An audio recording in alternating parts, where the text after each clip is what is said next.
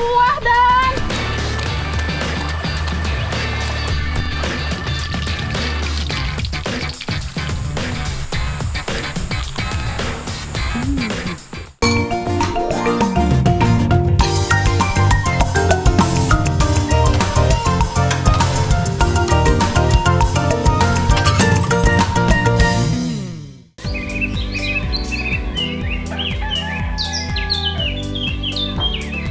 Wilujeng siang atuh sadayana.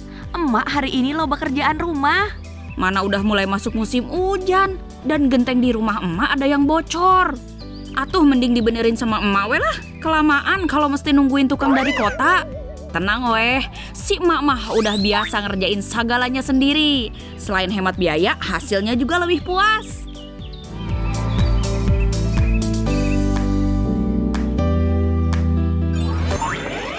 ini kenteng udah pada bocor. Terus dibenerin nih sebelum hujan.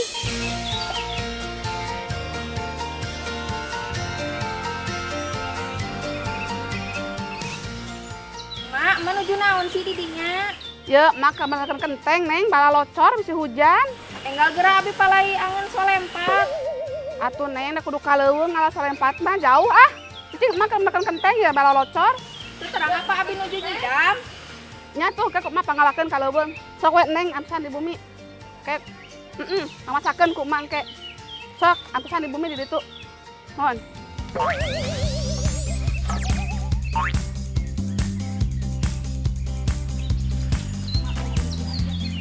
Susah kalau sudah berurusan sama ibu hamil. Mesti diturutin daripada kesian sama si jabang bayinya.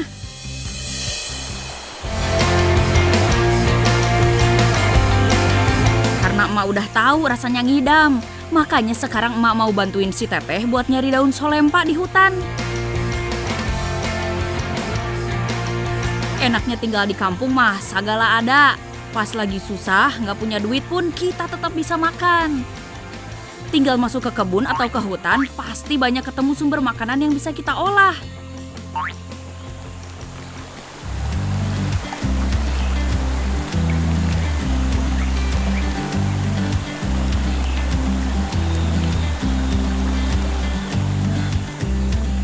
Sadayana cari solempat itu harus menyusuri sungai, hutan kayak gini nih. Jadi nggak ada di kota, nggak ada di kampung. Jadi butuh perjuangan. Mak lagi nyusurin sungai nih, mau masuk hutan.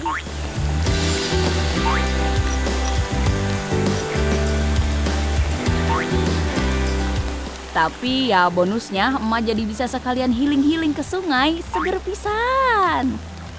Apalagi di desa Kersaratu Kecamatan Sidamulih ini, kampungnya masih alami. Yuk ah, sembari jalan. Zaman dulu mah nggak perlu jauh-jauh buat nyari solempat. Banyak yang nanam deket rumah. Cuma karena permintaannya mulai jarang, akhirnya sekarang agak susah kalau mau nyari pucuk daun solempa yang rasanya manis dan gurih.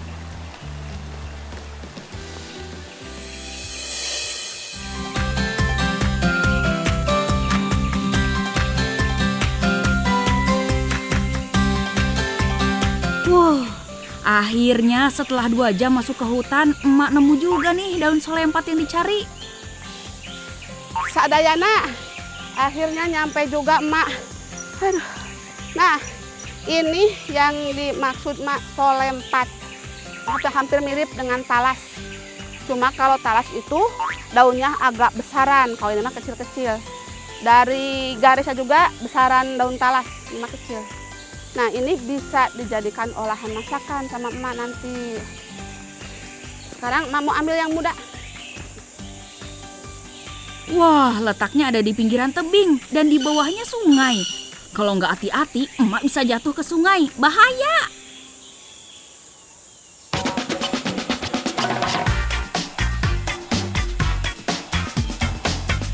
Solempat ini memang masih satu keluarga dengan talas yang sering dijadikan tanaman hias. Hanya saja yang ini mah lebih lembut daunnya. Teksturnya manis gurih dengan sedikit rasa pahit di akhir.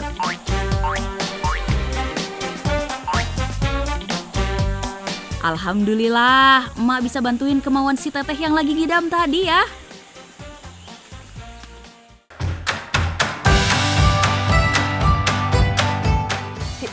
aya wae geura teh. Keur sibuk juga kieu ge. Kenteng hoyong solempat. Mak kudu kaleuweung juga kieu. Alhamdulillah, akhirnya emak udah di kampung lagi euy. Gara-gara perjalanan jauh tadi, emak jadi ikutan lapar juga. Kayaknya asik juga nih kalau kita bikin tumis solempat jengkol. Nya eta bahan-bahannya udah disiapin sama Teh Rani. Aya bawang putih, bawang merah, cabai, kemiri, tomat, dan penyedap alami seperti gula, garam, jeung lada. Jangan lupa kasih juga penambah selera makan, jengkol dan honje alias kecombrang. Ayo teh bantuin ngulek bumbunya ya. Can asakan yang ieu kanggo si Eneng ieu oseng tumisna. Emak mau motongin daun solempatnya heula. Solempat ini teh jangan dipandang sebelah mata. Asli banyak khasiatnya loh. Selain enak, solempat juga punya khasiat menjaga kadar gula tetap normal, mencegah penyakit jantung dan membantu menjaga berat badan agar tetap ideal. Cocok buat yang lagi diet kayak si emak.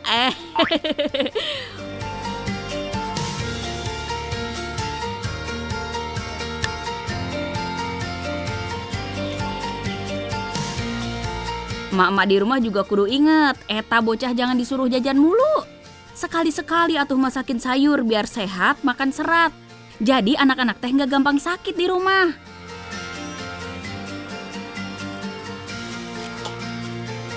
Udah lembut bumbunya teh. Nah, kalau udah siap bumbunya, sini biar emak yang masak.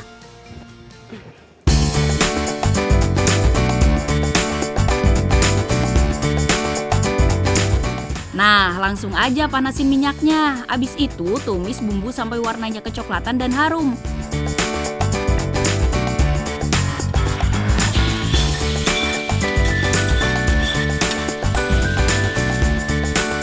Masukkan si ati onta alias jengkol. Ini kesukaan emak nih. Tumis sebentar sampai menguning. Nah, sekarang udah bisa masuk daun solempatnya. Mantep pisan euy. Harum banget. 11-12 kayak dapur restoran. Nah, pas udah mau mateng, masukin si honjenya. Dijamin rasanya pasti makin mantap.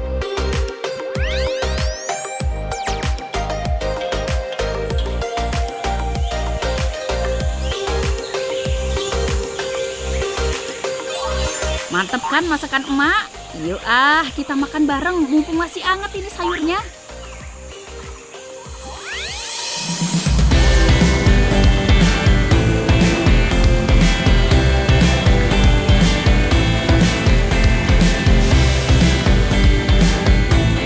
Nih, emak udah matang.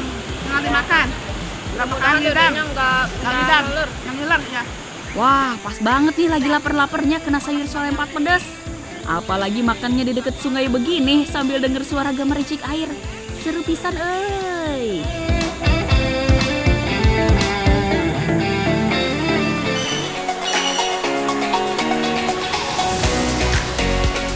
Gimana? Nggak ngidam lagi kan sekarang? Pokoknya mah kalau sama emak jangan khawatir. Emak Enah akan rajin menolong dan tidak sombong.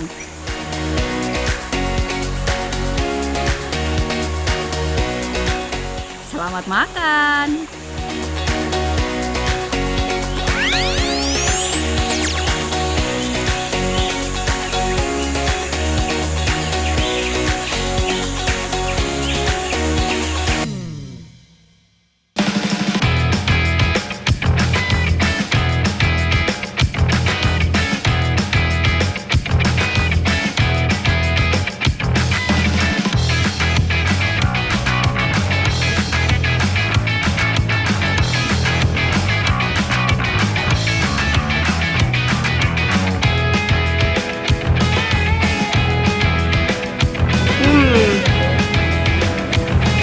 Mantap banget. Buah yang satu ini favoritnya banyak orang. Emak juga suka banget, apalagi sekarang cuacanya lagi hareudang alias panas. Makan semangka siang-siang cocok banget, seger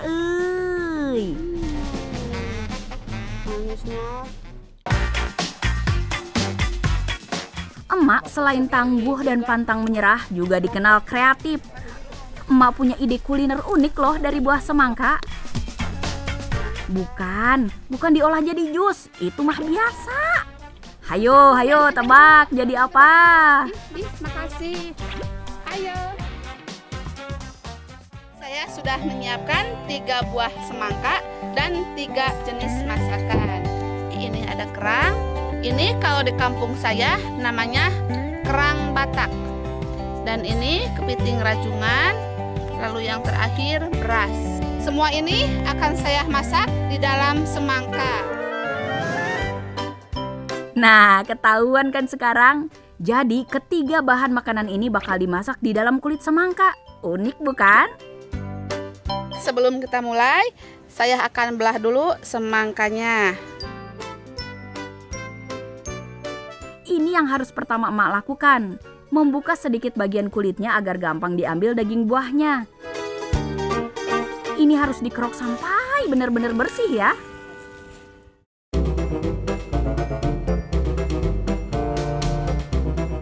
Aduh, haus banget, mau minum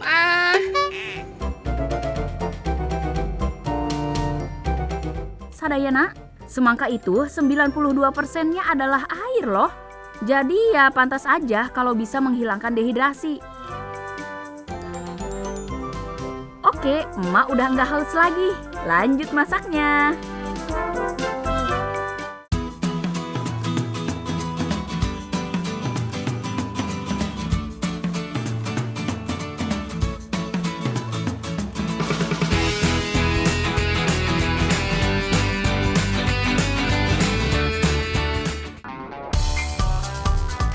Sekarang semua bahan dimasukkan ke dalam kulit semangka. Ini ada udang jerebung. Kita masukkan. Kita masukkan kepitingnya.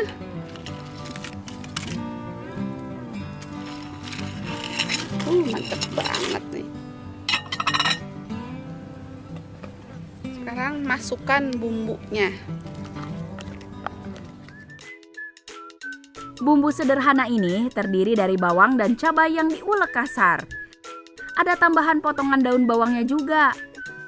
Nah, emak juga tambahin saus tiram yang cocok banget untuk masakan makanan laut. Beri sedikit air untuk mematangkan udang dan kepiting ya. Sekarang masukkan kerang. Kalau kerang, bumbunya hanya pakai garam dan bumbu penyedap saja. Itu juga udah enak banget.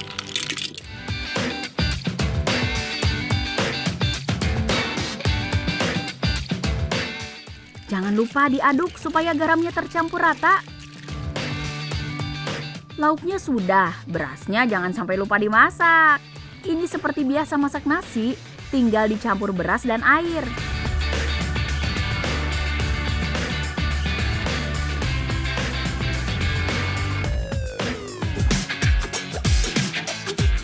Api sudah siap, waktunya taruh kulit semangka di atas tungku.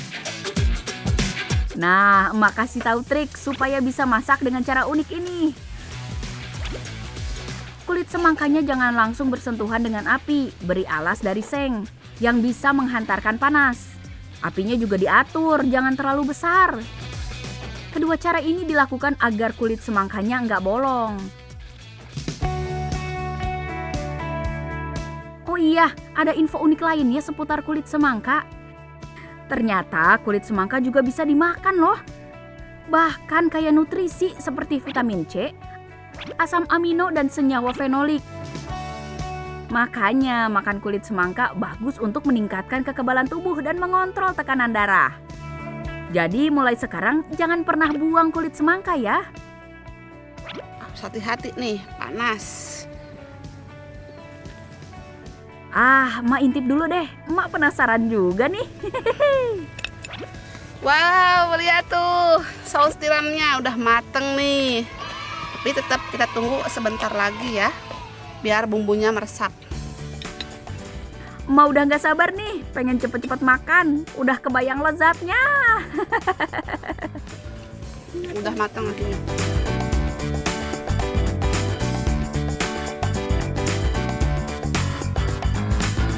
Penampilan sih matang sempurna, tapi harus dibuktikan dengan dimakan dulu ya, biar Sadayana percaya sama emak kan.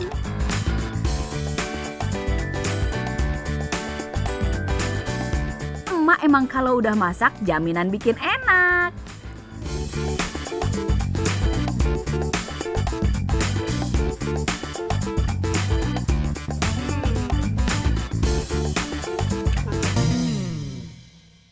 Ini kenapa ya, Dan? Ya Allah. Udah habis lagi berbuah, Dan.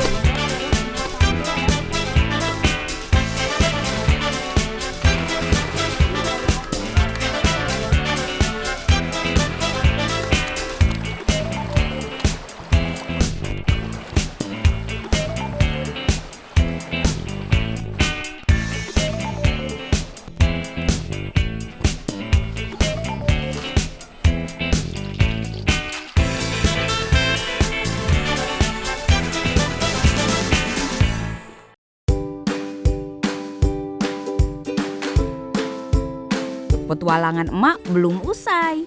Kembali lagi menjelajahi hutan di sekitar rumah emak.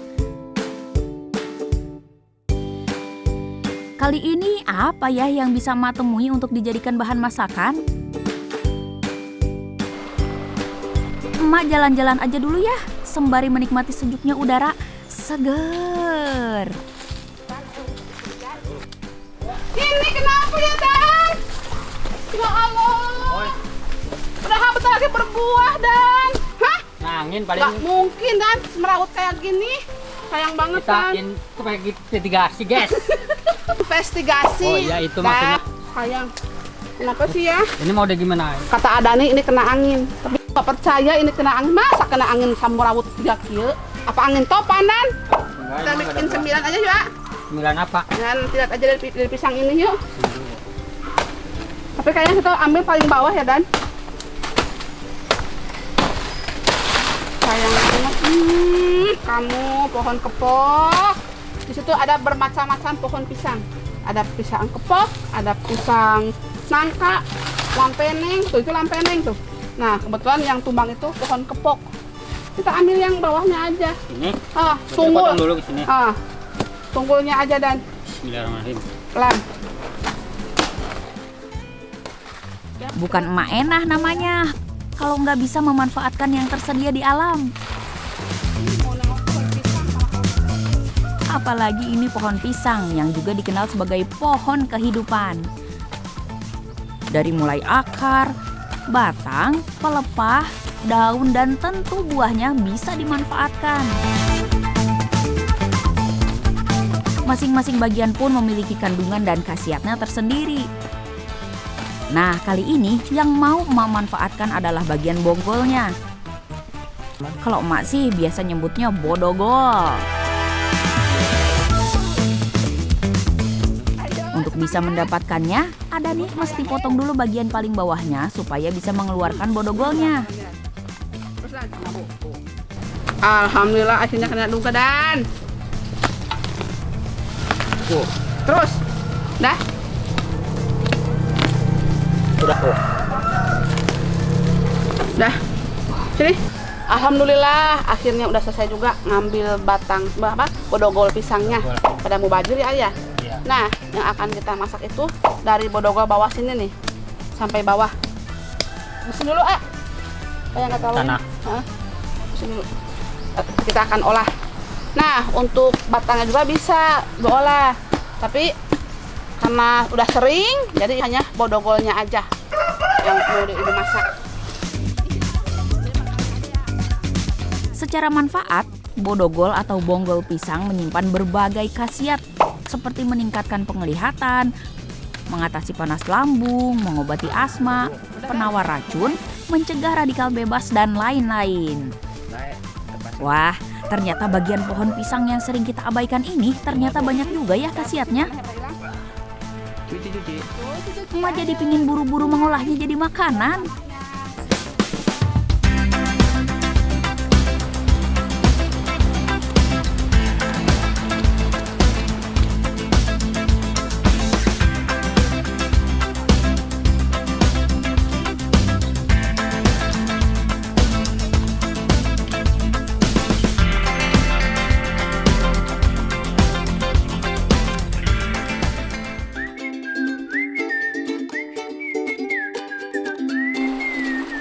Kita kupas sampai ketemu bagian paling dalamnya. Bonggol pisang memang lumayan besar. Beratnya bisa sekitar 5 kg. Cuma harus dibuang kulitnya sampai ketemu bagian dalamnya yang putih bersih. Oh iya, ini harus pakai golok ya. Kalau pakai pisau biasa bisa rusak nanti pisaunya. Setelah seperti ini, baru dipotong jadi 4 bagian. Biar lebih mudah nanti ketika diolah selanjutnya.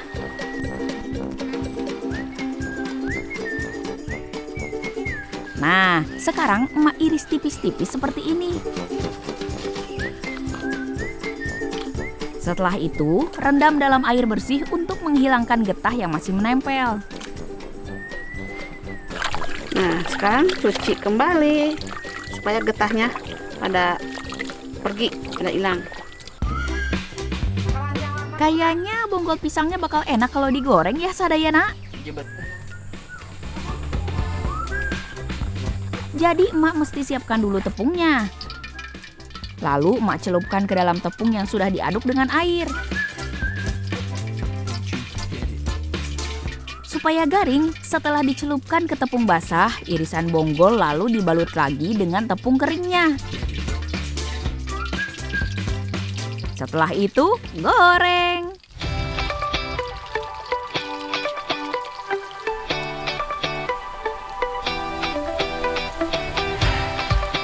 Kok seperti gorengan tempe ya? Apa rasanya mirip juga ya?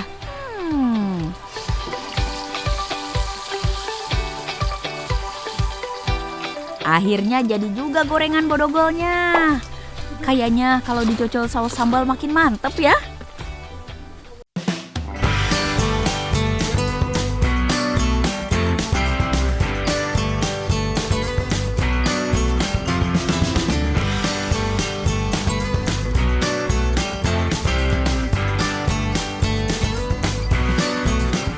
Ini dia crispy bodogol pisang kepok. Oh, sausnya. Mukbang. Bismillahirrahmanirrahim. Langsung saus wae, ah. Bismillahirrahmanirrahim. Mukbang. Segitiga guys. Kuriuk pulang lagi, ah. Nyak. Nyak. Ternyata asalnya kayak mirip kentang, potato, kentang. Talas. Enggak, kentang. Ini kentang. Ini pulen banget. Jadi rasanya nggak mirip tempe, tapi mirip-mirip kentang. Tapi kata Adani mirip tales. Ya, ambil jalan tengahnya aja. Rasa bodogol ini mirip antara kentang sama talas. Kalau sama batangnya enakan bodogol nak. Pulen banget. Kuriuk, ah.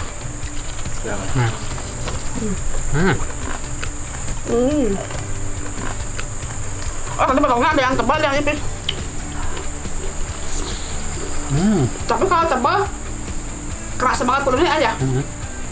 Nah, kalau di kampung adik-adik sama bunda-bunda, soalnya ada pohon yang tumbang, kena angin, itu bisa diolah enak ya. Tapi kalau yang bisa diolah tuh pohonnya, pohon pisang kepok, pohon pisang caulang peneng, sama pohon cau kole. Ya. Sama itu masih satu lagi ya. Cau siem. Itu enak kalau diolah. Tapi kalau cau yang lain mah misalkan cau bagja, coba lagi ya, nangka, itu kayak kata ibu mah pahit. Jadi nggak semua pohon pisang bisa diolah. Emak jadi inget lirik lagu kesukaan emak. Orang bilang tanah kita tanah surga. Buktinya bodogol pisang pun bisa jadi makanan. Mantap Suranta!